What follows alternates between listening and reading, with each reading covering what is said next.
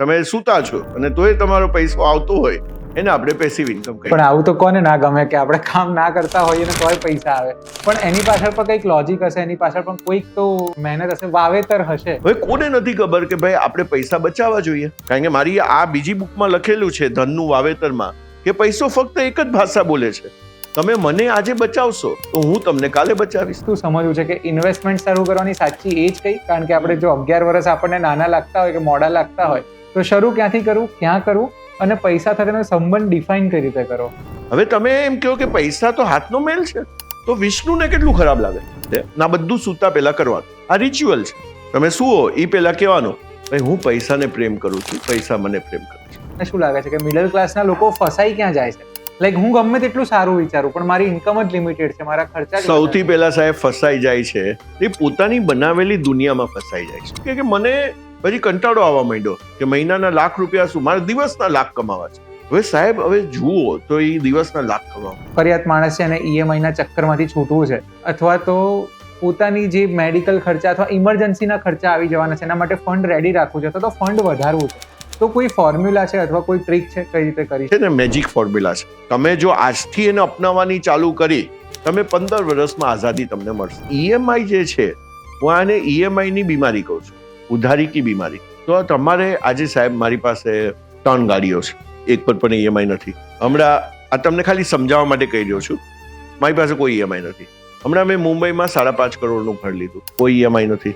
મારું લુણાવાલામાં ઘર છે, કોઈ ઈએમઆઈ નથી. મેં દીકરીના લગ્ન હમણાં ડેસ્ટિનેશન મેરેજ કર્યા બહુ સરસ રીતના, એમાં મેં કોઈ 12 પાસથી પૈસા નથી લીધા. તમે પૈસા આપો ને ત્યારે મનમાં એ કરો કે ભાઈ આ પૈસા મારી પાસે ડબલ થઈને પાછા આવી રહ્યા છે. સિમ્પલ. હું કોઈને પણ પૈસા આપું તો હું એમ કહું ભાઈ આ મારી પાસે ડબલ થઈને આવી રહ્યા છે.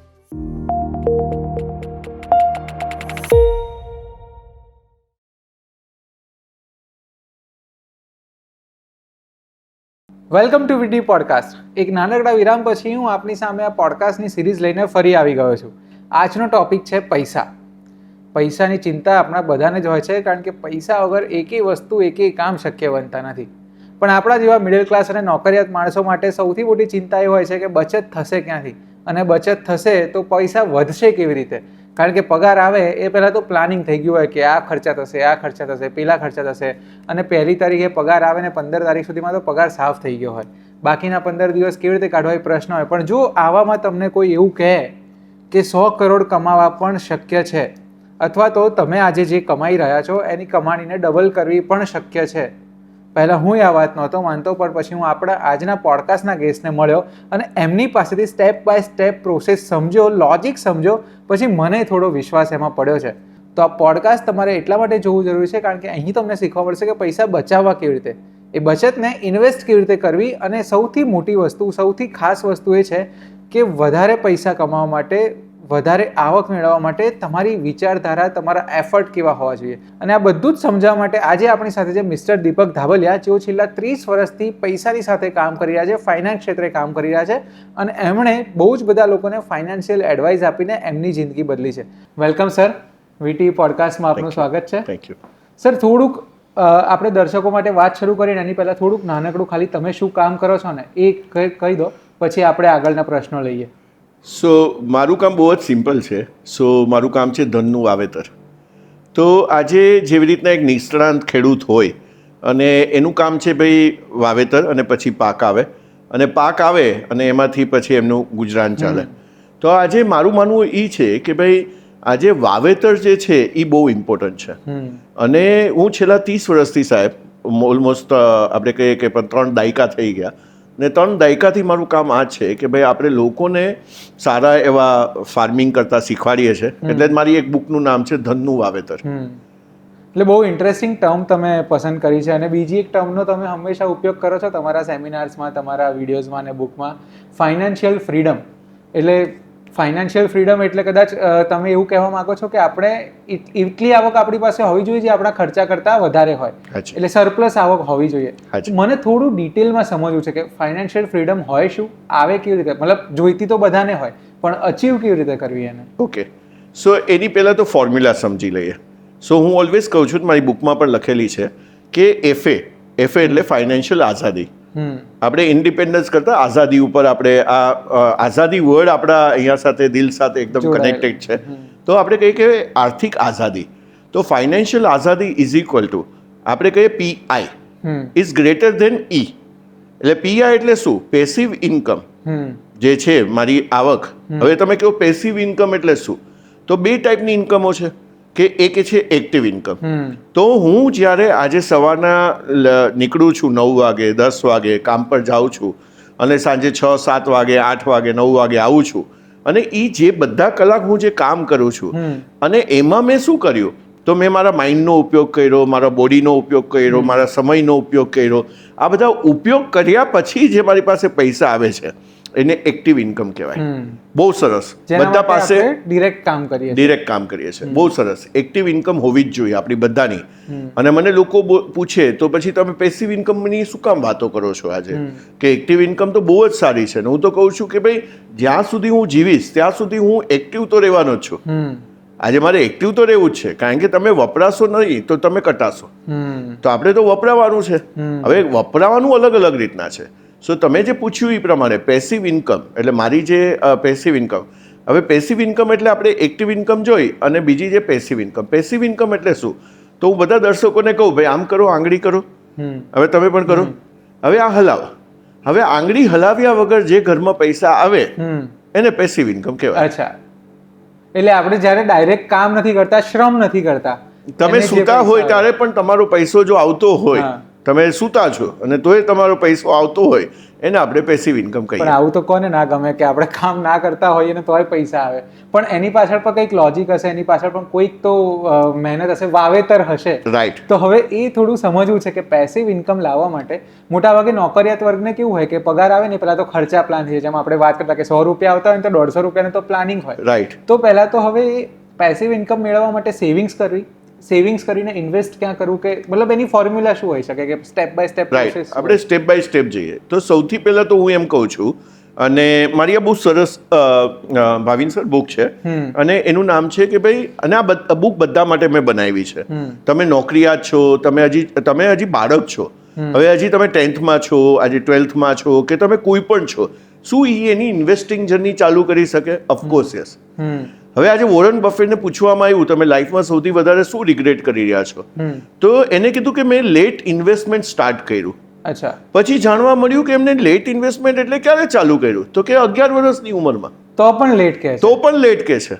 જે આજે વર્લ્ડનો બિલિયનર સૌથી આમ કહીએ કે ભાઈ ટોપ રિચેસ્ટમાં આવે અને ઇન્વેસ્ટમેન્ટ જગતમાં એના નામ વગર કોઈ પણ સેમિનાર ન થાય, અમારા જેવા લોકો વાતો ન કરે જે ફાઇનાન્શિયલ ફિલ્ડમાં આટલા વર્ષથી વાતો કરી રહ્યા છે, તો એ માણસ કે છે કે મેં લેટ ચાલુ કર્યું. હવે આપણે જોઈએ કે ભાઈ આપણે સ્કૂલથી લઈને અત્યાર સુધી શેની માટે ટ્રેન થયા છે?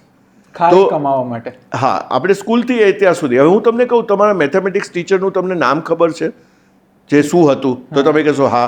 બાયોલોજી ટીચરનું હા, હિસ્ટ્રી ટીચરનું હા, પણ તમારા મની ટીચર કોણ હતા? કે જે તમને ધન વિશે સમજણ આપવા માટે કોઈ હતું? ના, કોઈ નહોતું. અને આપણા ઘરમાં પણ એની વાતો ન થાય. આપણા ઘરમાં પણ આપણે વાતો નથી કરી કે ભાઈ હા મની સાથે આવી રીતના બિહેવિયર કરાય. હા, મની એટલે આ. હવે હું બધા લોકોને પૂછું છું સ્કૂલ અને કોલેજ, પૈસા એટલે શું? હવે ત્યાં આગળ જ ક્લેરિટી નથી પૈસા એટલે શું. અને જ્યાં સુધી પૈસા એટલે શું ક્લેરિટી નથી આવતી, તમે કોઈ પણ ક્લાસ છો, મિડલ ક્લાસ છો, અપર મિડલ ક્લાસ છો, રીચ ક્લાસ છો, અલ્ટ્રા રીચ ક્લાસ છો, કોઈ પણ. તો આજે આપણે ફરીથી સબ્જેક્ટ ઉપર જો આવીએ તો મારી પેસિવ ઇન્કમ મારી એક્સપેન્સ કરતાં વધારે હોવી જોઈએ, પહેલી વસ્તુ. હવે અહીંયા આગળ મારે બીજી વસ્તુ એ શીખવાનું છે, મારે પૈસાનું સમજવાનું છે. પૈસાને મારે સમજવાનું. તો મેં પહેલી બુક લખી સાહેબ કે ધનવાન તો બનવું જ જોઈએ. બરાબર છે. અને એ બુકમાં તમે નીચે જોશો ને તો અહીંયા આગળ મેં એક વસ્તુ લખી છે, જો તમે મોટેથી વાંચી શકો તો. તમારો આ નિર્ણય જ તમને ધનવાન બનાવી શકે છે. હા, પણ મને કહો કે આ નિર્ણય લોકો લેશે? આજે તમે મિડલ ક્લાસને જોશો અને કોઈ પણ આજે હું થોડા વખત પહેલા સૌજી કાકાને, આપણે જે હરે કૃષ્ણ એક્સપોર્ટવાળા છે અને એના બહુ બધા યુટ્યુબ પર વિડીયોઝ છે, તો એમને ત્યાં ગયો તો ત્યાં મારું સેશન હતું પૈસા ઉપર, અને ત્યાં અમે લોકો જ્યારે વાત કરતા હતા ત્યારે એના બધા જ પોડકાસ્ટમાં, એના બધા જ વિડીયોમાં તમે એક જ વસ્તુ જોશો કે એની મમ્મીએ કીધું હતું ભાઈ મોટો માણસ બનશે. તો હવે એ મોટો માણસ બનજે, જે એની અહીંયા સ્ક્રિપ્ટિંગ થઈ, એને જે નિર્ણય લીધો, તો એ જ વસ્તુ થાય છે. હવે આજે આપણે જે છે એ આપણે બધા જે એક વસ્તુ સમજવાની છે કે લોકોને ખબર તો છે બધી. આજે બહુ જ આપણે યુટ્યુબ પર બધે જ આપણને બહુ જ જ્ઞાન અવેલેબલ છે અને વધારે પડતું જ્ઞાન અવેલેબલ છે. તો એના લીધે શું થાય છે આજે બધાને ખબર છે, પણ એ એકચ્યુઅલી મારી હેબિટમાં નથી આવતું. હવે હેબિટમાં જે વસ્તુ ન આવતી હોય, હવે કોને નથી ખબર કે ભાઈ આપણે પૈસા બચાવવા જોઈએ? કારણ કે મારી આ બીજી બુકમાં લખેલું છે ધનનું વાવેતરમાં કે પૈસો ફક્ત એક જ ભાષા બોલે છે, તમે મને આજે બચાવશો તો હું તમને કાલે બચાવીશ. હવે આ કોને નથી ખબર? પણ એકચ્યુઅલી થતું નથી, આ વસ્તુઓ થતી નથી. તો પહેલાં તો મારે પૈસાને બહુ ડિટેલમાં સમજવા પડશે. બીજું, પૈસા સાથે મારો રિલેશનશિપ જે છે એ મારે એકદમ સુધારવો પડશે. હવે તમે કહો પૈસા સાથે રિલેશન હોય, એ તો તમે જીવ સાથે હોય, નિર્જીવ સાથે તમે રિલેશન કેવી રીતના બનાવો આજે? તો તમે કહો કે ભાઈ નિર્જીવ વસ્તુ જે છે, પૈસા જે છે, એની સાથે રિલેશન કેવી રીતના બનાવે? સો આ બધું બહુ જ ડિટેલ સબ્જેક્ટ છે. મારી એક બીજી પુસ્તક છે, અહીંયા જ છે, જે મારી સામે જ છે તેના, કે તમારા જે વોલેટમાં પૈસા છે, તમારા બેંકમાં પૈસા છે, તમારી પાસે જે પણ આજે ક્રેડિટ કાર્ડમાં પૈસા, એ હસે છે કે રડે છે? પણ એ નક્કી કેવી રીતે કરવું કે હસે છે કે રડે છે? એક તો આ વસ્તુ સમજવી છે, પૈસા સાથેનો સંબંધ કે પૈસાની ભાષા તમે જે કહ્યું એ. બીજું, મને વચ્ચે વાત કરતા ત્યારે એ વસ્તુ યાદ કે આપણે બધા જ નાના હોઈએ ને તો આપણને સેવિંગ્સ કરતાં હંમેશા શીખવવામાં આવે છે. પિગી બેંક તો બધાના ઘરમાં હોય, પણ એને ઇન્વેસ્ટ ક્યાં કરવા એ ક્યારેય નથી શીખવવામાં આવતું. તો બે વસ્તુ સમજવું છે કે ઇન્વેસ્ટમેન્ટ શરૂ કરવાની સાચી એજ કઈ, કારણ કે આપણે જો 11 વર્ષ આપણને નાના લાગતા હોય કે મોડા લાગતા હોય, તો શરૂ ક્યાંથી કરવું, ક્યાં કરવું, અને પૈસા સાથેનો સંબંધ ડિફાઇન કઈ રીતે કરો? બરાબર. આજે આપણે એમ કહીએ ને કે ભાઈ પૈસા, હવે પૈસા શું છે, તો પહેલાં તો એનું ઇમ્પોર્ટન્સ આપણે સમજી લઈએ કે, અને આપણે એક્સેપ્ટ કરી લઈએ આજે કે સવારથી હું ઉઠું છું અને આજે હું સમજો મારા બ્રશ હાથમાં પકડું છું થી લઈને રાતના હું સૂઉં છું, અને સમજો એર કન્ડિશન ચાલુ છે, પંખા ચાલુ છે, આપણે ઇલેક્ટ્રિસિટી ચાલુ છે, આ બધામાં મૂળ શું છે? પૈસા છે. જ્યારે તમે વીજળીનું બિલ ભરવાનું બંધ કરી દીધું તો લાઇટ નહીં આવે, તો તમારે લાઇટ નહીં આવે, અને એ બિલ તમે પૈસા વગર નહીં ભરી શકો. હવે આજે આપણે બધા મહેનત કરીએ છીએ, તો આ બધા આપણે પૈસા માટે જ મહેનત કરી રહ્યા છે. તો એ વસ્તુ આપણને ક્લિયર થઈ જાય. તો સૌથી પહેલાં તો સાહેબ પૈસા સાથેનો સંબંધ આપણો બહુ સારો થઈ જાય. હવે એ સારો થવા માટે હવે આજે બધાને પૈસા સાથેના સંબંધ શું છે? તો પૈસા મારી પાસે તો ટકતા જ નથી. હવે જો તમારો સંબંધ પૈસા સાથે એવો છે કે ભાઈ મારી પાસે પૈસા ટકતા જ નથી, તો બિલકુલ નહીં ટકે. અચ્છા. કારણ કે લક્ષ્મીજીને ખરાબ લાગે ને,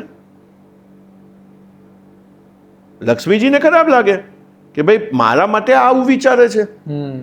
હવે તમે એમ કહો કે પૈસા તો હાથનો મેલ છે, તો વિષ્ણુને કેટલું ખરાબ લાગે, જે એના પતિ છે. આજે મારી વાઈફને કોઈ કે ભાઈ હાથનો મેલ છે, તો કેટલું ખરાબ લાગે.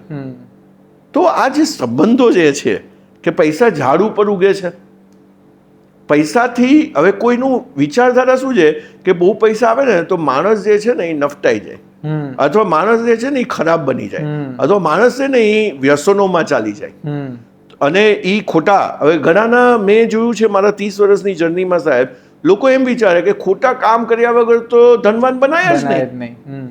એટલે કોઈની પાસે બહુ વધારે પૈસા આપણે જોયા હોય તો પહેલો વિચાર એ જ આવે કે 2 નંબરના. હા, હવે તમારા સિગ્નલમાં મર્સિડીઝ ઊભી હોય અને એમાં 30 વર્ષનો છોકરો બેઠો છે, તો તમે શું વિચારો? બાપ કમાય છે, બાપ, આપણે બીપીએલ કહે ને, બાપના પૈસે લીલા રહેર છે. તો હવે તો આપણું જે તમે જે પણ છો ને આજે સાહેબ, એ because of your thought process. આજે તમે જે પણ છો, હવે સમજો કે ભાઈ આજે તમારા બેંકમાં બહુ પૈસા છે, તો because of your thought process તમે એવા વિચાર્યું, વિચાર્યા પછી આજે તમે એ રીતના તમે એક્શનો લીધા. એ એક્શનોનું પરિણામ જે છે આજે એ રિઝલ્ટ છે. આજે રિઝલ્ટ છે, તો એ રિઝલ્ટ મારા બેંકમાં બહુ પૈસા છે તો મારું રિઝલ્ટ સારું છે. આજે હું હેલ્ધી છું, આજે મને 55 વર્ષ થયા સાહેબ, અને હમણાં જ હું લાસ્ટ સપ્ટેમ્બરમાં હું એવરેસ્ટ બેઝ કેમ્પ જઈને આવ્યો. અચ્છા. હવે આજે તમે મારા રિપોર્ટ્સ બધા જુઓ તો બધા રિપોર્ટ નોર્મલ છે. તો 6 મહિને રિપોર્ટ્સ કરાવીએ તો 6 મહિનાના રિપોર્ટ મારા મોબાઈલમાં હું તમને બતાવું તો બધા રિપોર્ટ નોર્મલ છે. હા, થોડું 19-20 કદાચ આગળ પાછળ હોય, પણ એ ડોક્ટરના હિસાબે કોઈ દવા લેવા જેવું કાંઈ નથી. તો આજે આપણે તો મારા હેલ્થ સાથેના રિલેશનશિપ બહુ સારા છે, બરાબર છે. મારા વ્યવહારો સાથેના મારા રિલેશનશિપ બહુ સારા છે, કે મારા જેની સાથે વ્યવહાર છે એમાં હું હંમેશા ડિપોઝિટ કરું છું, એમાં હું વિથડ્રોલ નથી કરતો. ડિપોઝિટ એટલે સારા તમે વચનો આપીને, સારા તમે વાણીથી તમે ડિપોઝિટ કરો છો, સારી એક્શનથી તમે ડિપોઝિટ કરો છો. તો મારી ડોટર સાથે 2 દીકરીઓ છે મારી, તો એના સાથેના રિલેશનશિપ ક્યારે મારા મહેકતા રહે અથવા એમાં સુગંધ આવે. તો આ સેમ વસ્તુ આપણે પૈસા સાથે થાય છે કે અને પણ આપણને એમ થાય નિર્જીવ છે, પણ આજથી તમે એ નહીં માનતા. તમે જેવા પૈસાને સમજો હાથ લગાવો છો, તમારા હાથ આવે પૈસાને, તો કહેવાનું આઈ લવ મની. આઈ લવ મની. હા, હું પૈસાને પ્રેમ કરું છું અને પૈસો મને પ્રેમ કરે છે. જે બે માણસ એકબીજાને પ્રેમ કરતા હોય તો જોડે રહેવાના. હવે આ કઈ એનર્જી છે? અને કોઈ પણ તમે જ્ઞાની માણસને પૂછશો ને તો એ કહેશે કે આખા વર્લ્ડમાં, યુનિવર્સમાં એક સૌથી વધારે જે પાવરફુલ એનર્જી છે ને એ લવની એનર્જી છે. હવે મેં લવની એનર્જી મનીને આપી દીધી કે આઈ લવ મની અને મની લવ્સ મી.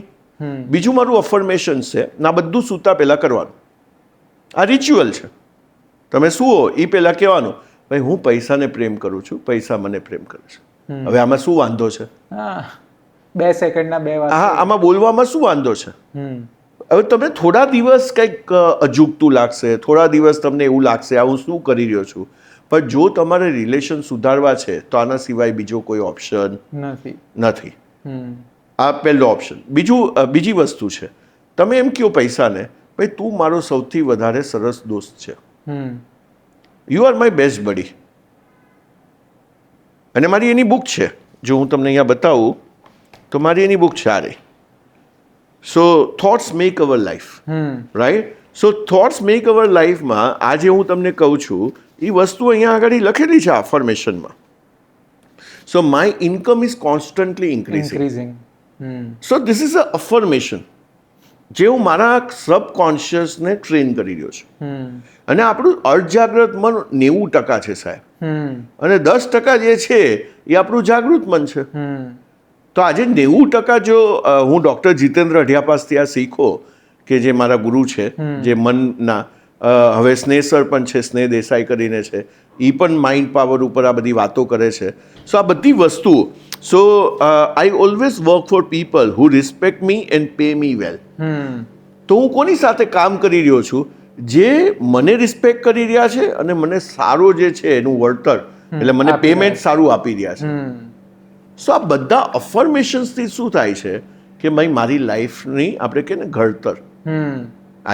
આજે તમને જૂનામાં જૂનો ઇન્સિડન્સ નાનપણમાં કોઈ લાફો માર્યો હશે ને તો યાદ હશે. હા, 10 જણ સામે લાફો માર્યો હશે અને એ તમે એક્સપેક્ટ પણ નતા કરતા.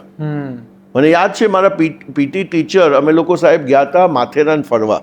અમે મુંબઈથી માથેરાન કાંદીવલી રહું છું, અને કાંદીવલીથી અમે ફરવા ગયા હતા. હું 10th માં હતો અને હું ત્યાં આગળ મોનિટર હતો. અચ્છા. અને પીટી ટીચર હતા, અને ત્યાં આગળ કંઈક એવું થયું, મને બધા વચ્ચે સામે લાફો મારી દીધો. હવે એને જે જોતું હતું, અને હું તમને વાત કરું છું 1985ની. હવે 85માં તો બધા ત્યાં તો હમણાં જ્યાં જે કાનૂનો છે કે તમે ન મારી શકો એવા તો કોઈ કાનૂન જ નતા ને. ત્યારે તો પેરેન્ટ્સ કહેતા કે 2 મારજો. હા, હજી 2 મારો. તો ત્યાં તો આજે પણ મને સાહેબ એ ઇન્સિડન્ટ યાદ છે. કેમ યાદ છે? અને આપણી પાસે તો કોઈ પેપર નથી મેં લખેલું. સબકોન્શિયસ માઇન્ડમાં આવી જ રીતના મનીની બહુ બધી ઘટનાઓ જે ઘટી ચૂકી છે એ આપણા માઇન્ડમાં છે. અચ્છા. આપણે કોઈને કોઈ મૂવીમાં જોયું કે ભાઈ પૈસા આવે તો શું થાય છે, તો આપણા માઇન્ડમાં એ વસ્તુ બેસી ગઈ, અને એના લીધે હું પૈસાથી જાણીને દૂર નથી રહેતો, અજાણતા 90% જે આપણું અર્ધજાગ્રત મન છે, જે મને એકચ્યુઅલી એમાં જે સ્ક્રિપ્ટ લખાઈ ગઈ છે એ સ્ક્રિપ્ટથી હું આજે ઓપરેટ કરી રહ્યો છું. તો આ તો આપણે મગજને, મનને બંનેને ટ્રેન કરીએ અફર્મેશન આપીને, મેનિફેસ્ટ કરીને, પણ પ્રેક્ટિકલ લાઈફમાં પણ થોડું એને જ્યારે અમલ કરવાની વાત આવે ત્યારે તમે તમારા અનુભવ પ્રમાણે તમને શું લાગે છે કે મિડલ ક્લાસના લોકો ફસાઈ ક્યાં જાય છે?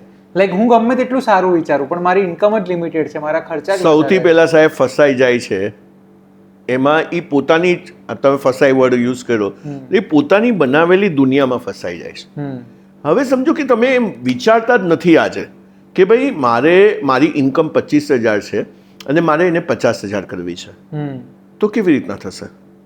સો હું તમને મારું એક્ઝામ્પલ આપું કે 1992માં હું શેર બજારમાં આવ્યો, હમ 93માં હું બેંકરપ્ટ થયો, હમ હમ હમ બરાબર છે, અને 96માં મને એક સર મળ્યા જે મને સૌથી પહેલાં મારા જે રિયલ લાઈફ ટીચર કહીએ ને આપણે, તો જે મારું આપણે કહીએ ને કે ભાઈ એક ફાધર તમારા છે અને બીજા તમારા ગોડ ફાધર છે, તો એ ગોડ ફાધર તરીકે સંતોષ નાયર કરીને મારી લાઈફમાં આવ્યા. હવે એ એક સેશનમાં એ અમને કહેતા હતા કે મારું જ્યારે 3,000નો પગાર હતો ત્યારે મેં નક્કી કર્યું કે મારો 6,000નો પગાર થવો જોઈએ, તો મેં 6,000 પર કામ કર્યું. પછી કહે કે 6,000નો મારો પગાર હતો ત્યારે મેં કીધું કે 12,000નો પગાર થવો જોઈએ, તો મને 12,000 આવવા માંડ્યા. પછી કે મારો 25,000નો પગાર હોવો જોઈએ, પછી 50,000નો પગાર હોવો જોઈએ, પછી લાખનો પછી કે મને પછી કંટાળો આવવા માંડ્યો કે મહિનાના ₹1,00,000 શું, મારે દિવસના લાખ કમાવા છે. હવે સાહેબ હવે જુઓ તો એ દિવસના લાખ કમાવા માંડ્યા. તો હું ત્યાં બેઠો હતો, 1996ની વાત કરું છું આ, મેં કીધું આવું કેવી રીતના થાય? ચલો હું આ સર જે કહે છે, અને હું પહેલાંથી છે ને મારી એક બહુ સારી આદત કે ખરાબ આદત, હું જેને ગુરુ માનું ને તો આપણે પછી એને અનકન્ડિશનલી સરેન્ડર થઈએ કે ભાઈ આ કહે છે ને તો કહેવામાં હવે આપણા માઇન્ડને યુઝ કરવાની જરૂર નથી. જો મારું માઇન્ડ પહેલાથી ચાલતું હોત તો આવો વિચાર મને આવી ગયો હોત, તો આપણે અલગ સ્ટેજ પર હોત. તો આપણે ઓલરેડી એમાં ફસાયા ન હોત. જે આપણે કહીએ ને કે ભાઈ આપણે જે સ્ટક થઈ ગયા છે 25,000 થી 30,000 પર જઈએ છે, 30,000 પરથી 35,000 પર જઈએ છે, અને રિટાયર થતા થતા આપણે 50,000 કે ₹1,00,000 કમાઈએ છીએ.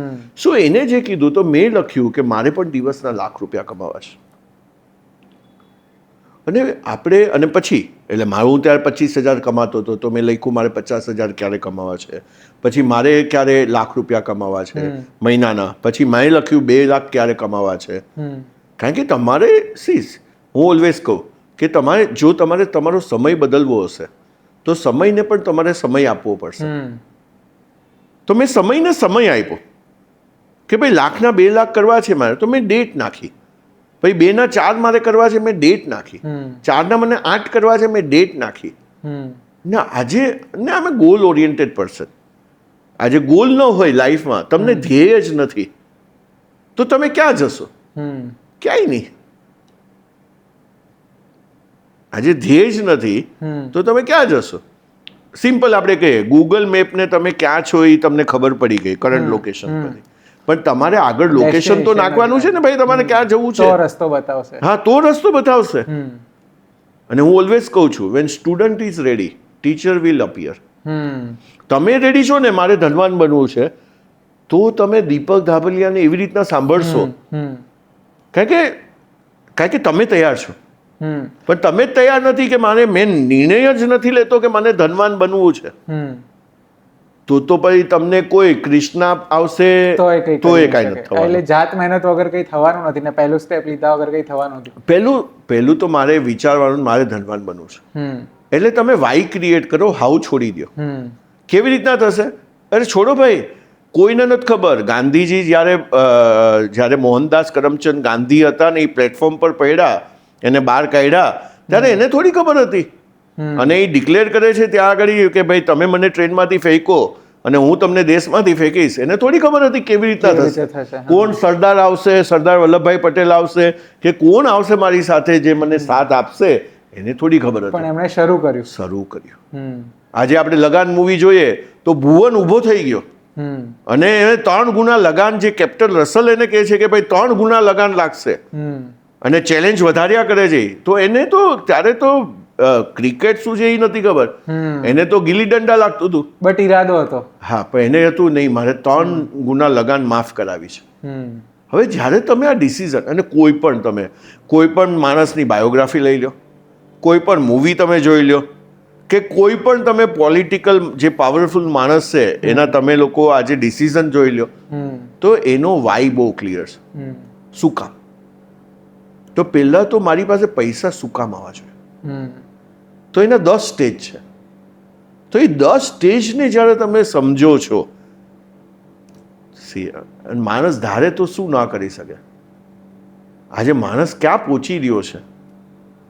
તો આ બધી વસ્તુઓ, હવે કહો ને, આપણે બર્ડ સાથે ખબર હતી કે આ સચિન તેંડુલકર થશે? ના. બર્ડ સાથે ખબર હતી આ એલન મસ્ક થશે? હમ બર્ડ સાથે ખબર હતી કે ભાઈ આ સ્ટીવ જોબ્સ થશે? કોને ખબર હોય છે? મહેનત અને ઈરાદા, એટલે મહેનત નહીં. સી એટલે હવે આમાં બીજી એક મારી બુક છે, જીવન વિધાતાનું વરદાન. હવે આમાં 5 પની સાધના કરવા કીધું છે મેં. હવે તમારે ધનવાન બનવું છે, બરાબર છે? પહેલા તો પ્યાસ, પેલો પ આવે પ્યાસ. મેળવવાની, કંઈક મેળવવાની. મારે 100 કરોડ થવું છે. હવે આ પ્યાસ છે. હવે આ પ્યાસ પછી મારે શું કરવાનું છે? પ્રયાસ. હવે એના માટેના જે મારે પ્રયાસો કરવાના છે, તો એ હું પ્રયાસ ચાલુ કરીશ. પછી મારે પાત્રતા બનાવવાની છે. અને આ એક જર્ની છે. તો આ 3 પ મારા હાથમાં છે. હવે આજે તમે કહો 25,000 વાળો માણસ 100 કરોડ કોઈ દિવસ વિચારશે? ક્ષમતાની બહાર છે, કાં તો લીગની બહાર છે, એવું થઈ જશે. એટલે એ કોઈ દિવસ વિચારતો જ નથી, તો ત્યાં ક્યાં સુધી પહોંચવાનો જ નથી. એ શું વિચારે છે? હું તમને મૂળ કહું. મૂળ આપણે છે ને 3 લાખ વર્ષ આપણે ક્યાં રહ્યા છે? જંગલમાં. હવે આપણે હમણાં 250 વર્ષ છેલ્લે 47 પહેલા આપણે શું હતા? ગુલામ હતા. આપણને શેની આદતો છે? નોકરી કરવાની, સર્વાઈવલની. જંગલમાં પણ શું હતું કે ભાઈ હરણ જે છે એ સિંહ કરતા વધારે ફાસ્ટ ભાગવાનું છે, નહીં તો એની પ્લેટમાં હશે. બરાબર? એનું બ્રેકફાસ્ટ હશે, લંચ હશે અથવા ડિનર હશે. હવે હરણે શું કરવાનું છે? સિંહ કરતા વધારે ફાસ્ટ ભાગવાનું છે, અને સિંહે હરણ કરતા વધારે ફાસ્ટ ભાગવાનું છે, નહીં તો એ ભૂખ્યો રહેશે. હવે એમાં ખાલી સર્વાઈવલ છે. હવે 25,000 નો માણસ સર્વાઈવલ સિવાય સાહેબ કાંઈ નથી વિચારતો. પણ એને સર્વાઈવલ કદાચ એટલે આવે છે કે એને ગમે ત્યારે કોઈ મેડિકલના ખર્ચા આવવાના છે, યા તો એના ઘરનો EMI ચાલે છે, છોકરાઓની ફી ભરવાની છે, તો થોડુંક વાય ક્લિયર થઈ ગયું. ચલો, મેં એવું ધારી લીધું કે મારે 100 કરોડ કમાવા છે, અથવા મારે હું આજે જે કમાવું છે એના કરતાં ડબલ કમાવું છે. પણ હાઉ, તો પછી હાઉમાં સ્ટેજમાં આવે શું? મતલબ એ કરવાનું કઈ રીતે? હા, એટલે મેં કીધું ને, પ્યાસ છે. હવે મારે પ્રયાસ કરવાના, અને ત્રીજું મારે પાત્રતા બનાવવાની. એટલે સ્કિલ્સ વધારવા. હા, મારે હવે પાત્રતા એટલે શું? સ્કિલ જ થયું ને, કે ભાઈ મારે જે છે, તો હું આજે જે પણ કમાઉં છું, તો એ મારે વધારે કમાવું છે, તો એની મારે શું કરવું પડે? અને વી આર રેશનલ એનિમલ. આપણે પ્રાણી તો છે, પણ આપણે વિચાર કરીએ એવું છે. આજે આપણે એનિમલ, અને આપણે કહીએ ભાઈ સિંહ જંગલનો રાજા છે, પણ એમાં ને આપણામાં શું ફરક છે? તો એની પાસે કન્ડિશનલ માઇન્ડ છે. એ આજનું વિચારી શકશે. એ ફ્રીજ બનાવીને હરણને અંદર નહીં રાખી શકે. ને આપણે બધા શું છે? તો આપણી પાસે અનકન્ડિશનલ માઇન્ડ છે. પણ હવે શું થઈ ગયું છે કે એ માઇન્ડ વર્ડ જ નીકળી ગયો છે. આપણે વિચારીએ છીએ, અને કોઈને નથી ખબર કે ભાઈ મને શું વિચાર આવશે. પણ મેં ચલતા ગયા, કારવા બનતા ગયા. લોક જુડતે ગયે, કારવા બનતા ગયા. તો માણસ જેમ જેમ ચાલે. એક્ઝામ્પલ, બહુ સિમ્પલ એક્ઝામ્પલ આપું તમને. મને અહીંયાથી અમદાવાદ જવું છે, બરાબર? હું ગાડી લઈને આવ્યો છું, રાઈટ? અહીંયાથી હું રાતના નીકળું છું આજે, તો મને કેટલું દેખાશે? મારી હેડલાઇટમાં મને કેટલું દેખાશે? 100 મીટર. પણ મેં ઈ ક્રોસ કર્યું પછી બીજા 100 મીટર, પછી ઈ ક્રોસ કર્યું પછી, એમ કરતા કરતા હું બરોડા પહોંચીશ, સુરત પહોંચીશ, અને હું મુંબઈ પહોંચીશ. એટલે પેલું કહે છે ને કે પહેલું સ્ટેપ લેવું જરૂરી હોય છે, એમ પછી આગળના રસ્તા ખુલતા જશે, એ રીતે રસ્તા બનતા જશે. પણ મારે હજી, મેં EMI ની વાત કરીને, તો મને કદાચ તમે જો એવી ટિપ્સ આપી શકો, અથવા એવી કોઈ ફોર્મ્યુલા આપી શકો કે નોકરિયાત માણસ છે અને EMI ના ચક્કરમાંથી છૂટવું છે, અથવા તો પોતાની જે મેડિકલ ખર્ચા અથવા ઇમરજન્સીના ખર્ચા આવી જવાના છે, એના માટે ફંડ રેડી રાખવું છે, અથવા તો ફંડ વધારવું છે, તો કોઈ ફોર્મ્યુલા છે અથવા કોઈ ટ્રીક છે, કઈ રીતે કરી શકાય એને? સુપર, બહુ સરસ ક્વેશ્ચન છે. હવે પહેલા તો તમે કીધું મેડિકલના ખર્ચા, તો હું બધાને અહીંયા આગળ એક એડવાઇસ આપીશ, સજેશન નહીં આપું, એડવાઇસ આપીશ. તમારી પાસે ફાઇનાન્શિયલ બોડીગાર્ડ હોવા જોઈએ. આ મારો પેટન્ટેડ વર્ડ છે, ફાઇનાન્શિયલ બોડીગાર્ડ. ફાઇનાન્શિયલ બોડીગાર્ડ એટલે શું? મારા પૈસા આ સમજો મારી પાસે 5 લાખ છે, 10 લાખ છે, જે પણ મારી પાસે ભંડોળ છે, આજે કોઈ પણ ફોર્મમાં એસેટ છે. હવે આજે એને દુશ્મનો કોણ એના ઉપર એટેક કરી શકશે, કોણ મારી સંપત્તિ ઓછી કરી શકે એમ છે? તો તમે જે વર્ડ યુઝ કર્યો કે ભાઈ બીમારીઓ, એવા હોસ્પિટલ ખર્ચાઓ જે આવશે જે મારી સંપત્તિ પર એટેક કરશે, તો એની માટે મારે કોઈ ભંડોળ રાખવાની જરૂર જ નથી. મારી પાસે સરસ એક મેડિક્લેમ હોવો જોઈએ, અને એ મેડિક્લેમમાં 12 પોઈન્ટ હોવા જોઈએ. અને એ જો મારા મેડિક્લેમમાં એ 12 પોઈન્ટ છે અને મારી પાસે સરસ મેડિક્લેમ છે, તો મારે કોઈ હોસ્પિટલમાં હું કાલે કોઈ પણ અમાઉન્ટ માટે જાઉં તો મને કાંઈ પણ ત્યાં આગળ ખર્ચાની ચિંતા કરવાની નથી. હવે બીજી વસ્તુ, હવે તમે આજે 25,000 તમે વર્ડ યુઝ કરી રહ્યા છો, તો આપણે એ જ એક્ઝામ્પલ લઈએ. તમે 25,000 કમાઓ છો, ઘરવાળાને એ નથી કહેવાનું. હલો, તો પણ સાચી ઇન્કમ તો કહેવી પડશે. ના, સાચી ઇન્કમ કહેવાની જ નથી. એમાંથી તમે 30% કાઢી લો. અચ્છા, સમજો આપણે ગણવામાં બહુ ઇઝી પડે તો આપણે 30,000 કમાઈએ છીએ એમ ચાલે, તો એના 30% કેટલા થાય? તમે ફોર્મ્યુલા માંગી એટલે હું ફોર્મ્યુલા આપું છું, 9,000 રૂપિયા. તમે ઘરવાળાને અને તમારા માઇન્ડને, તમારા જે પણ સિસ્ટમ છે ને એમ જ કહ્યું હું 21,000 કમાઉં છું. એમાં જ તમારે બધું કરવાનું, એમાં જ તમારે 70%. એટલે તમારા આપણે કહીએ શું કહીએ છીએ કે ઇન્કમ, હવે આ છે ને મેજિક ફોર્મ્યુલા છે. આ મેજિક ફોર્મ્યુલા તમે જો આજથી એને અપનાવવાની ચાલુ કરી, તમે 15 વર્ષમાં આઝાદી તમને મળશે. આપણે જે ફાઇનાન્શિયલ આઝાદીની વાત કરીએ છીએ, તો ફાઇનાન્શિયલ આઝાદીને મેક્ઝિમમ 15 વર્ષ લાગે. પણ એ આપણે ઓલો કોઈકે કીધું ને, આપ મુझे ખૂન દો મેં આપકો આઝાદી દેતા હું. તો હું તમને કહું તો તમે મને બચત આપો 30%ની, હું તમને આઝાદી આપું છું. મારે ખૂન બૂન કાંઈ નથી જોતા. કમ્પલસરી બચત કરવાની, કમ્પલસરી 30%. તો ફોર્મ્યુલા શું છે? હવે આ ફોર્મ્યુલા બહુ જ સિમ્પલ ફોર્મ્યુલા છે. Income minus saving is equal to expense. પણ middle class, upper middle class, rich class આ બધા એક જ ફોર્મ્યુલા વાપરે છે. Income minus expense is equal to ઠનઠન ગોપાલ. કઈ બચતું જ નથી. અને કેવી રીતના બચે? કારણ કે બહુ સરસ એક ઇકોનોમિસ્ટ થઈ ગયા એડમ સ્મિથ કરીને, તમે ગૂગલ કરશો તો તમને મળશે. તો એડમ સ્મિથ શું કહે છે કે ભાઈ આજે આપણે ડેફિશિયન્ટ ઇકોનોમીમાં શું કામ છે? કારણ કે આજે તમારું આજે 15,000ની ઇન્કમ હતી તો તમારા ખર્ચા 15,000 થઈ ગયા. તમારી ઇન્કમ 25,000 થઈ તો તમારા એક્સપેન્સ 25,000 થઈ ગયા. તમે લાખ કમાવા માંડ્યા, એક્સપેન્સ તમારા લાખ થઈ ગયા. તો એ કહે છે કે ઇન્કમ ઓલવેઝ મેચ એક્સપેન્સીસ. તો તમારા જે છે ઇન્કમ તમે વધારી, તમે એક્સપેન્સ વધારી નાખ્યા. તો હવે તમે શું છે કે ભાઈ, અને આપણે પહેલાથી આપણને એમ જ છે કે ભાઈ હું અમરપટ્ટો લખાઈને આવ્યો છું કે હું જ્યાં સુધી જીવીશ ત્યાં સુધી હું કમાઈશ. પણ આ કોઈ ખોટું નથી, હું કાંઈ નથી કહેતો આ ખોટું છે. પણ તમે જો તમારી આઝાદી એમાં છીનવાઈ જાય છે. આજે તમારી પાસે EMIના બર્ડન છે, લોકો એને બર્ડન કહે છે. હવે અને હું બીજું કહું છું કે આપણે જે જીવન જીવી રહ્યા છે ને, એ સાપ સીડીની રમત જેવું છે. હવે આમાં સાપ ક્યારે વચ્ચે બેઠો છે, કયા ખાનામાં, એ તમને મને ક્યાં ખબર છે? કાલે મારી હેલ્થ સાથે શું થશે આપણને તો કાંઈ નથી ખબર, કારણ કે અનપ્રિડિક્ટેબલ છે. કાલે ઉઠીને બોમ્બ મારા પર પડશે મને ક્યાં ખબર? ગાડીમાં કંઈક થશે મને ક્યાં ખબર? સાવજ કમાતા બંધ થઈ જાઓ. હવે તમે તમારા ફેમિલી માટે લાયબિલિટી મૂકીને જવા માંગો છો? હવે જો હા હોય તો તમને મન ફાવે એમ જીવો. આપણે ગુજરાતીમાં કહીએ ને, પડશે ત્યારે દેવાશે. હવે અત્યારે તો તમે લાઈફને એન્જોય કરી લો, પણ પડશે ત્યારે એવી દેવાશે. તમે એકલા તો ચલો કાલે વયા ગયા, બાકી તમે 3-4 જણને મૂકી ગયા એનું હું એમને દુખી કરશો? કારણ કે તમે જવાબદારીઓ લાયબિલિટી મૂકીને ગયા. તો EMI જે છે, હું આને EMIની બીમારી કહું છું, ઉધારી કી બીમારી. તો તમારે આજે સાહેબ મારી પાસે 3 ગાડીઓ છે, એક પર પણ EMI નથી. હમણાં આ તમને ખાલી સમજાવવા માટે કહી રહ્યો છું, મારી પાસે કોઈ EMI નથી. હમણાં મેં મુંબઈમાં 5.5 કરોડનું ઘર લીધું, કોઈ EMI નથી.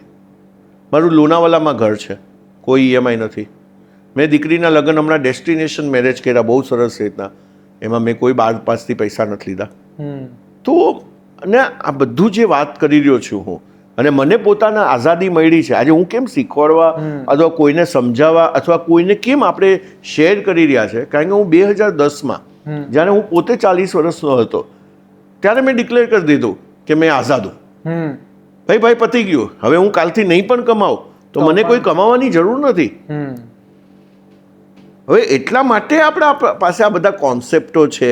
અને મારું તો એક જ મિશન છે કે ભાઈ આપણે 2040 સુધીમાં 10 લાખ લોકોને આઝાદ કરીએ, એને રસ્તો બતાવીએ. હું જીપીએસ છું, હું રસ્તો ચાલુ ન ચાલુ તમારા હાથમાં છે. તો એટલે જ અહીંયા આગળ તમે જોશો ને તો આપણે રોડ મેપમાં પણ એવો રસ્તો બતાવ્યો છે કે ભાઈ હું રસ્તો તમને બતાવી શકું છું. પછી તમે યુ ડિસાઇડ તમારે જવું છે નથી જવું, આ મારો રસ્તો છે, હું તમને રસ્તો બતાવું છું. ભાઈ તારે ચાલુ ન ચાલવું હોય પછી તમારું કામ છે, રાઈટ. સો આજે હું જે રસ્તા પર જ્યાં પહોંચ્યો છું એ હું લોકોને બતાવી શકું. પણ આજે માર્કેટમાં શું થઈ ગયું છે કે જે લોકો આઝાદ નથી, જે પોતાના ફાઇનાન્શિયલ પ્લાનર કે ભાઈ એ કે ભાઈ તમે એને પૂછો ભાઈ તમે આઝાદ થઈ ગયા, તમારું પ્લાનિંગ કેટલું કર્યું તમે? એટલે જેનું જે પોતે જ સક્સેસફુલ નથી એ બીજાને કઈ રીતે સક્સેસફુલ કરી? એટલે હું બધાને રિક્વેસ્ટ કરું ભાઈ તમે આજે તમે વિચાર કરો કે ભાઈ જે આઝાદ છે એ જ આઝાદીની વાતો કરી શકે આજે. અને તમારી પાસે અનુભવ છે કે તમે કયો રસ્તો કર્યો, તમે ક્યાં ઇન્વેસ્ટ કર્યું, કે કઈ રીતે પૈસા આવ્યા. હાજી. તો એ કેસ સ્ટડી તમે અમારા જેવા બીજા. હવે મારી ડોટર છે, હવે આ ડોટરે 21 વર્ષ જે છે, આજે એ 26 વર્ષની છે, જાનવી ધાબલિયા. આની આજે તમે એમેઝોન ઉપર બેસ્ટ સેલર બુક છે આ ફાઇનાન્સ એટ 21. હવે તમે એનો રોડ મેપ જોશો, તમે એને મળશો દીકરીને તો તમને મજા પડી જશે. હવે આટલી મોટી એને બુક લખી નાખી અને આજે ઓનલાઈન મળે પણ છે આજે. તો 21 વર્ષ અને આપણે એમ કહીએ ને કે ભાઈ મોરના ઈંડાને ચીતરવા ના પડે. હવે તમે જે માહોલમાં છો એ માહોલ એને સમજાય. હવે મારા ઘરમાં આ બધી વાતો ચાલે. અમે છોકરાઓને એજ્યુકેટ કરીએ, એને સમજાવીએ, પૈસાનું મહત્વ સમજાવીએ, અને એ જ ફિલ્ડમાં અમે છે. મારા ફાધર પણ એમાં જ હતા, હું પણ એમાં જ છું, અને ડોટરે આ જ ફિલ્ડમાં આવી છે. તો એને પૈસા સમજાય છે આજે. તો આજે 26મા વર્ષે એ મારા 10 લેવલ જે છે 100 કરોડના, એમાં એ 7th સ્ટેજ ઉપર છે. 7th સ્ટેજ પર છે. એ 35મા વર્ષે સાહેબ 9મા સ્ટેજમાં હશે. 9મું સ્ટેપ એટલે ફાઇનાન્શિયલ ફ્રીડમ, ફાઇનાન્શિયલ આઝાદી. એમાં તમને લક્ઝરીના એક્સપેન્સની એ ચિંતા નથી કે અહીંયાથી તમને યુએસ જવું છે તો તમે બિઝનેસ ક્લાસમાં જઈ શકશો. હા, જઈ શકશો. તો એ હવે તમે વિચાર કરો કે 35 વર્ષની દીકરી જો આ આઝાદીને અચીવ કરી શકે તો એક જ વસ્તુ છે મૂળમાં. અને મૂળમાં શું છે? મારા ઇમોશન્સ. કે ભાઈ મેં નક્કી કરી લીધું છે હું સર્વાઈવલ માટે નથી કામ કરવાનો, હું મારે મનીની વર્લ્ડમાં થ્રાઈવ કરવું છે. મારે એના ઉપર પ્રભુત્વ જુએ છે. મારે એના ઉપર જે છે આજે તમે પૈસાના ગુલામ છો કે સ્વામી છો, તો એ મારે નક્કી કરવાનું છે કે ભાઈ મારે પૈસાના, તો મારે સ્વામી જો એવું હોય તો મારે કોને સમજવા પડશે? તો વિષ્ણુને સમજવા પડશે. કારણ કે લક્ષ્મી આપણે કહીએ છીએ કે એક પ્રતીક છે અને વિષ્ણુ સમજનું પ્રતીક છે. તો હું એ સમજદાર બનીશ. પૈસા સાથેનો મારો વ્યવહાર કેવો કરવાનો છે, તો સોને પે સુહાગા થઈ ગયું.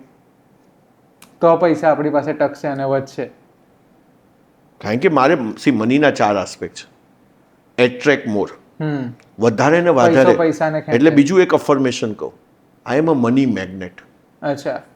તમે એમ વિચારવા મળો કે એક મેગ્નેટનું કામ શું છે? આકર્ષિત કરવાનું. તો આઈ એમ અ મની મેગ્નેટ. તો તમે જ્યારે મેગ્નેટ બનો છો આજે, મનીના મેગ્નેટ, તો પૈસા તમારી પાસે આકર્ષિત થાય છે, રાઈટ. તો પહેલો થઈ ગયો કે ભાઈ મારે જે છે મનીને વધારે ને વધારે એટ્રેક્ટ કરવાના છે. સો એટ્રેક્ટ મોર.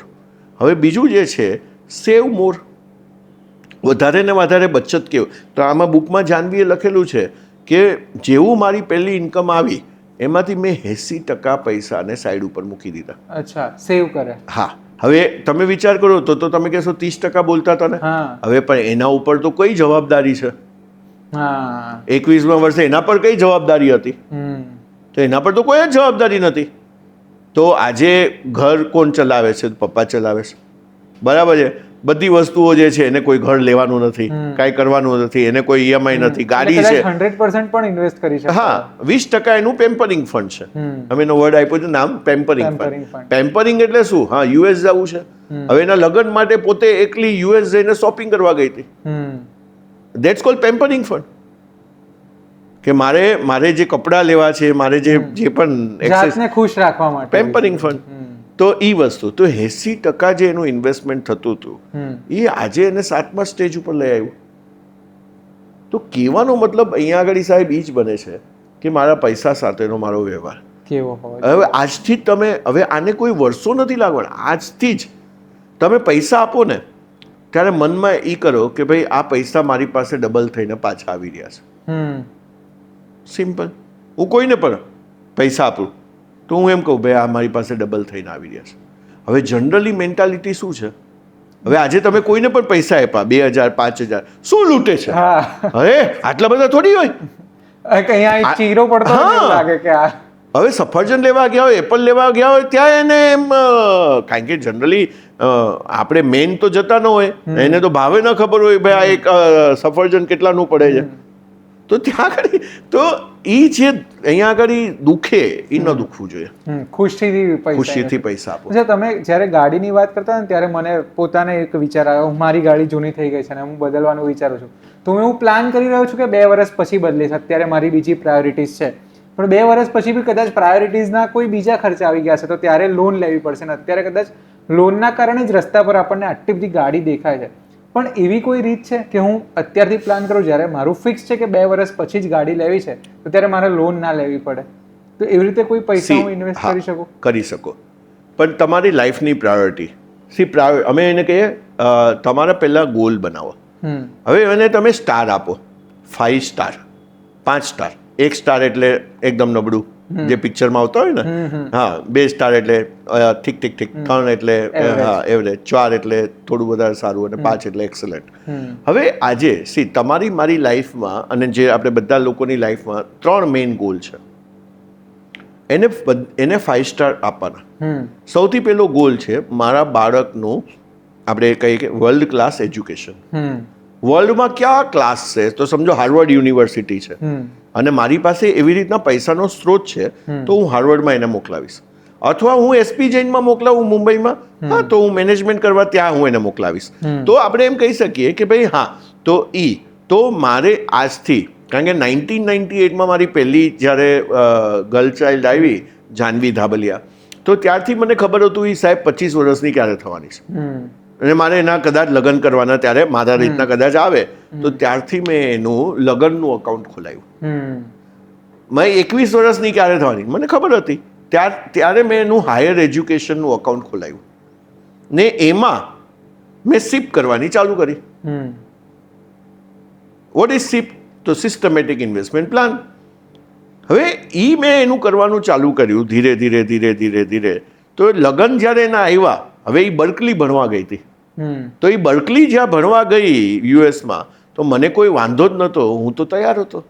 કારણ કે પેલું હવે આજે તમે જો 70-80% પેરેન્ટ્સ લોકો એજ્યુકેશન લોન લે છે. શું કામ લોન લે છે? કારણ કે ફંડ નથી હોતું, તો એને નથી ખબર મારું બાળક ભણશે. પહેલેથી પ્રિપેર નહોતા. પાણી પહેલા પાડ બાંધો. તમે લગ્ન કર્યા ને આજે, એટલે મતલબ તમે જવાબદારી ચાલુ થઈ. જેવી તમારી જવાબદારી ચાલુ થઈ એનું આયોજન કરવાનું ચાલુ કરો. આજે આપણા ઘરમાં એક લગ્ન હોય, કેટલું આયોજન કરીએ સાહેબ આપણે, કેટલા વખત પહેલા ચાલુ કરીએ છીએ. તો આ જીવન છે એનું કેટલું આયોજન કરવું પડે કે જેની આપણને કોઈ ખબર નથી.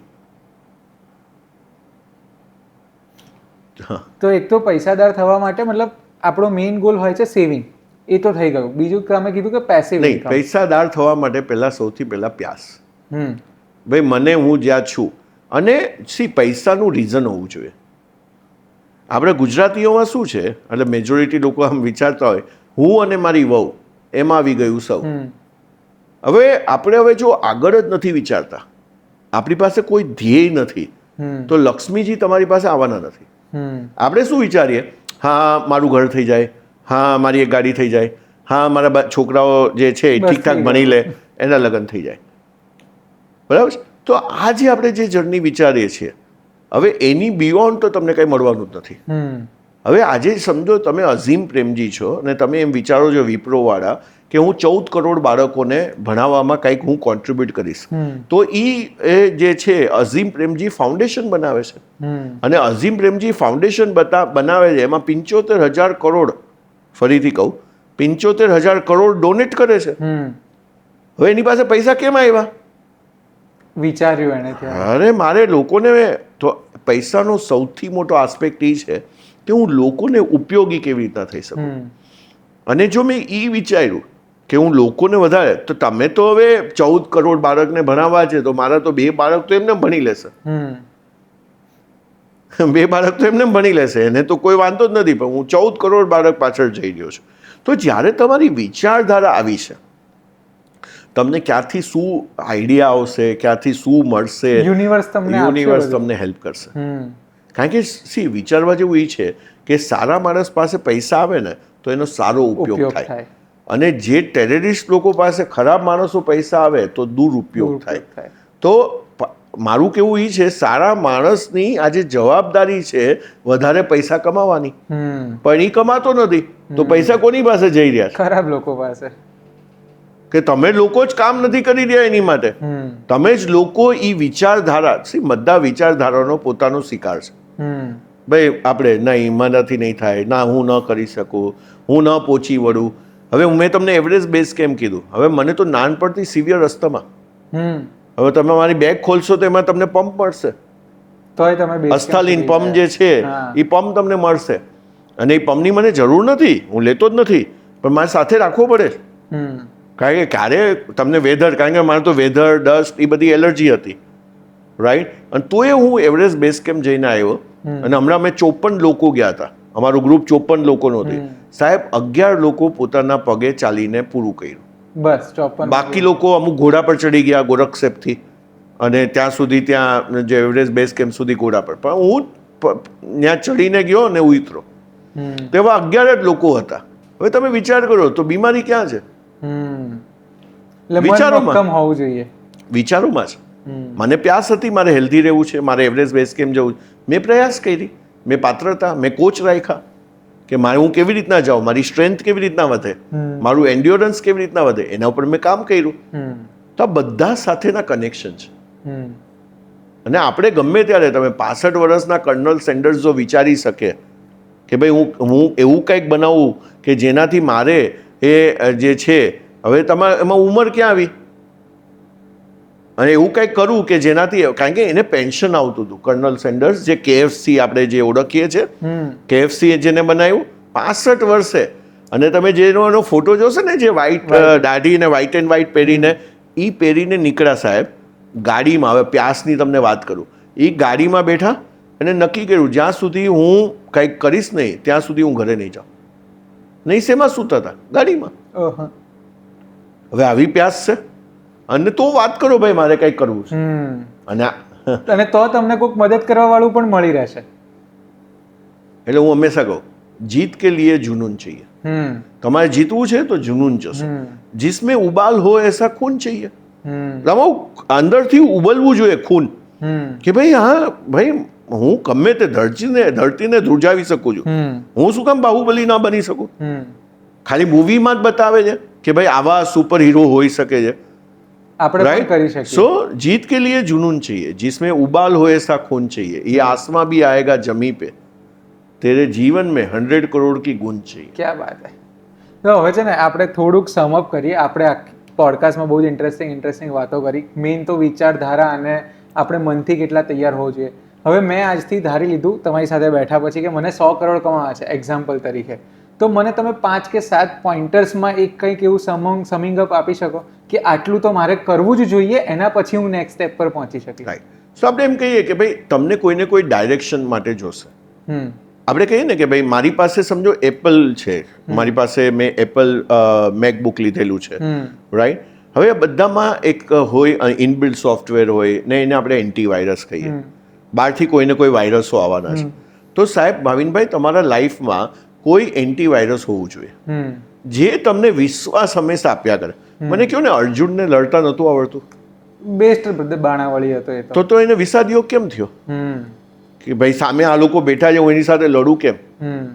લડતા તો આવડે છે બધાને, પણ કોઈને કોઈ યોગમાં, વિષાદ યોગમાં આજે અટકેલા છે. તો આજે કૃષ્ણએ શું કામ કર્યું? ગાઈડ કરવાનું. બસ. તો તમારી પાસે કોણ છે મની કોચ, જે તમારા માઇન્ડને કન્ડિશન કરી રહ્યું છે કે ભાઈ હા યુ કેન ડુ ઇટ. એના માટે આપણે આમ કરવું પડશે, આમ કરવું પડશે, આમ કરવું પડશે. હું કોની પાસે ગયો? કારણ કે કોઈ તમારી પાસે તો ચાલીને આવવાનું જ નથી. આજે આજે આજે સમજો કે ભાઈ આચરેકર પાસે તેંડુલકરે જવાનું છે. એને શોધતા શોધતા નહીં. હા, એને શોધતા શોધતા ક્યારે આવશે? કોઈ દિવસ પોસિબલ જ નથી આજે.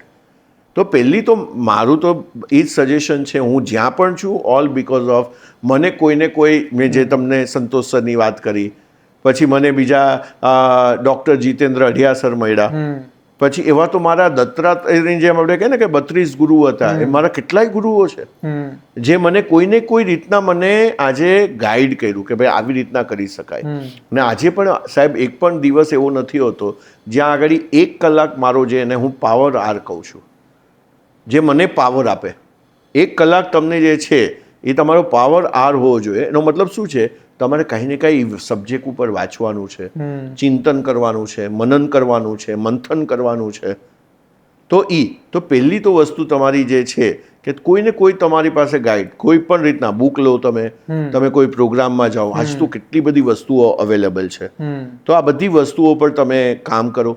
હવે બીજી વસ્તુ, જો તમને સ્વતંત્ર થવું છે, આઝાદ થવું છે, તો બીજી વસ્તુ મેં તમને કીધું કે ભાઈ માઇન્ડસેટ બનાવી લો કે મારા 10 લેવલ સુધી જો 100 કરોડ ના હોય તો પહેલાં તમે ડેટ નાખી દો કે ભાઈ હું આજે આ ડેટમાં અહીંયા છું, હું 2026માં અહીંયા જઈશ, 2030માં ત્યાં જઈશ. જેમ મેં જાનવીનું તમને એક્ઝામ્પલ કીધું કે 2035માં એ 9th સ્ટેજ ઉપર હશે.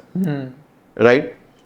હવે એ પહોંચે ન પહોંચે એ પછીની વાત છે, પણ એક ટાર્ગેટ હોવો જોઈએ. એ કદાચ 2030માં પણ પહોંચી જાય, કદાચ 2038માં એ પહોંચે, પણ પહોંચશે ખરી. तो હું ઓલવેઝ કહું, મંजिल तो मिल ही जाएगी भटकते हुए सही, गुमराह तो वो होते जो घर से निकलते ही नहीं. क्या बात है. ભાઈ ઘરથી નીકળો તો ખરી. રસ્તો ક્યારે ને ક્યારે તો તમે પહોંચવાના જ છે. ઉપર સુધી ચાંદ સુધી લોકો પહોંચી ગયા, તો આપણે ક્યારે ને ક્યારે તો પહોંચવાના જ છે ત્યાં આગળ. શરૂઆત કરવાની છે, ક્યાંકથી તો શરૂઆત કરો. તો પહેલી વસ્તુ તો આપણે કહીએ કે ભાઈ તમે કોઈને કોઈ કોચ, કોઈને કોઈ ગાઈડન્સ, કે જે તમને આજે મહેન્દ્રસિંહ ધોની તમે મૂવી જુઓ તો એને તો ફૂટબોલ રમવું હતું ને ફૂટબોલની પ્રેક્ટિસ કરતો હતો. એ ત્યાંથી કોચ આવીને કહે છે કે ભાઈ તું વિકેટ કીપર કર, અને ત્યાંથી MS ધોની મળે છે. તમે મૂવી જુઓ ફરીથી, અને મારી આંખેથી જુઓ. હું ઓલવેઝ કહું ભાઈ તમે મૂવી જે જુઓ ને એમાં તમે શું લર્ન કરી રહ્યા છો. હવે આજે તમે જુઓ, હું બીજું મૂવી તમે કહું, બહુ સરસ જ મૂવી જે છે એ માંજી ધ માઉન્ટેન મેન. હવે એનો એક ડાયલોગ છે, જબ તક તોડેંગે નહીં તબ તક છોડેંગે નહીં. હવે એને કેટલા વર્ષ તોડ્યું એ પહાડ, એની વાઈફ એ પહાડ પરથી પડી ગઈ ને મરી ગઈ, તો એ નક્કી કરે છે કે ભાઈ અહીંયાથી મારા ગામથી જે હોસ્પિટલ છે એનો રસ્તો આખો પહાડ ફરીને જવું છે પડે છે. કાલે ઉઠીને બીજા કોઈ ગામવાળાને એવું ન થવું જોઈએ. તો આજે 23 વર્ષ એ પહાડ તોડે છે. અને એ મૂવી જોઈને તો જે ઓલા ભાઈએ એક્ટિંગ કરી છે નવાઝુદ્દીન, અમેઝિંગ. અને આવા બધા મૂવીઓ, હું સુલતાન, આવા બધા તમને પોતાને ઇન્સ્પાયર કરે ત્યારે. તો એટલે એક તો આપણી પાસે ગુરુ હોવો જોઈએ, કોઈ પણ કોચ હોવો જોઈએ, બીજું આપણી પાસે ટાર્ગેટ હોવો જોઈએ, અને બીજા કોઈ પોઈન્ટર્સ હજી આમાં એડ કરી. પછી તો તમે ચાલવાનું ચાલુ કર્યું, પછી તો તમને પ્યાસ છે, તમને પ્રયાસ હવે તમે કરી રહ્યા છો, હવે પાત્રતા બનાવો. તો ઓલવેઝ, એટલે મારી એક ફિલોસોફી છે, અને એ ફિલોસોફી શું છે? Continuous improvement. હવે હું આજે જે પણ છું એમાં મારે ઇમ્પ્રુવમેન્ટ કરવાનું છે. તો હું તમને આ મારી બુક બતાવું ને સાહેબ, હું નેક્સ્ટ ટાઈમ આવીશ ને આમાં કાંઈ ને કાંઈક ઇમ્પ્રુવમેન્ટ હશે. એના કહેવાની સ્ટાઇલમાં ઇમ્પ્રુવમેન્ટ હશે. તમે મારો પાછળનો પોડકાસ્ટ જોશો ને આ પોડકાસ્ટ જોશો ને તમને નવા એક્ઝામ્પલ આવશે, ઇવોલ્વ થયેલા હોય. હવે આજે સમજો આઈફોન એમ કે હું 16 પ્રો છું, તો તમે એને પૈસા આપો છો, તમે 12 પ્રો ને પૈસા આપશો? હવે આ જો સમજવા જેવું છે. હવે તમે જ્યાં 25,000નું કામ 35,000નું 50,000નું કરી રહ્યા છો, હવે તમે એને 16 પ્રો બનશો તો એ તમને 75,000 આપશે, પણ તમે 12 પ્રો હજી 12 પ્રો છો તો તમને એ જે આપે છે એમાંથી એ કદાચ ઓછા કરી નાખે. એક ટાઈમ પછી તમારી કોઈ વેલ્યુ નહીં રહે, તમે કઈ નવું શિક્ષણ. અને આજ તો મલ્ટીટાસ્કિંગનો જમાનો છે, એક કરતા વધારે સ્કિલ હોવી એકદમ જરૂરી છે. તો સર, મને તો આ પોડકાસ્ટમાં તમારી પાસેથી બહુ જ બધું શીખવા મળ્યું. કદાચ આજથી મારો ટાર્ગેટ હવે 100 કરોડ નહીં તો એટલીસ્ટ એની નજીક પહોંચવાનો. શું કામ વિચારો ને 100 કરોડ કરશું, અને કદાચ લગ્ન થઈ ગયા તમારા? હા, થઈ ગયા. તમે 35 પહોંચ્યા તો ઘરવાળી થોડી તલાક આપવાની. ભાઈ હા ને આપણે છૂટાછેડા તમે 100 કીધા હતા 35 સુધી પહોંચ્યા, તો આપણને કોઈ એવું કાંઈ નથી કહેવાનું. જો આ જ છે આપણું માઇન્ડસેટ કે આ કદાચ હું ન થાય તો હું આમ થશે, ભાઈ શું કામ આવા જ ન દો વાયરસને. નેગેટિવિટી હોવી હોવી જ ન જોઈએ. તો આ પોડકાસ્ટમાં તમે જેટલા પણ વિચારો કીધા, જેટલી પણ ટ્રિક્સ કીધી, પોઈન્ટર્સ કીધા, એનાથી મને ઘણું બધું એવું શીખવા મળ્યું છે કે વધારે અર્ન કરવા માટે, આગળ વધવા માટે, અને પૈસો મારો પરમેશ્વર ને હું પૈસાનો દાસ, એટલે આપણે સ્વામી બનવાનું છે. પણ આપણી કહેવતમાં આ રીતે છે કે પૈસા વગર કશું જ બીજું થવાનું નથી. તો હું તો આજથી આ પ્રકારે મહેનત કરવાનો છું, મારા ટાર્ગેટ સેટ કરવાનો છું, અને કદાચ હું અટકીશ તો તમે જે 2 પોઈન્ટ કીધા એમાં એક તમે મારા ગુરુ બની શકો છો. તો એના માટે હું તમારી સાથે ઓફ કેમેરા વાત કરીશ. ઓફ કેમેરા શું કામ? અહીંયા આગળ આ કોડ છે, અહીંયા આગળ આ તમને આને સ્કેન કરો અને મારા તમે 100 કરોડના ક્લબમાં આવી જાઓ. અમે તમને વચનબદ્ધ છીએ ગાઈડ કરવા માટે. તો આ QR કોડ સર જે અત્યારે સ્ક્રીન પર બતાવી રહ્યા છે, અમે તમને આ પોડકાસ્ટમાં પણ વચ્ચે મૂકી રહ્યા છીએ, જે સ્કેન કરીને સર સાથે તમે જોડાઈ શકો છો, એમની 100 કરોડની ક્લબમાં સામેલ. અને અમારા ફાઇનાન્શિયલ એક્સપર્ટ છે, એ તમને ગાઈડ કરશે કે ભાઈ આ 100 કરોડની જર્ની જે છે, હવે આની અંદર હર મહિને મારું સેશન હોય છે ઓનલાઈન.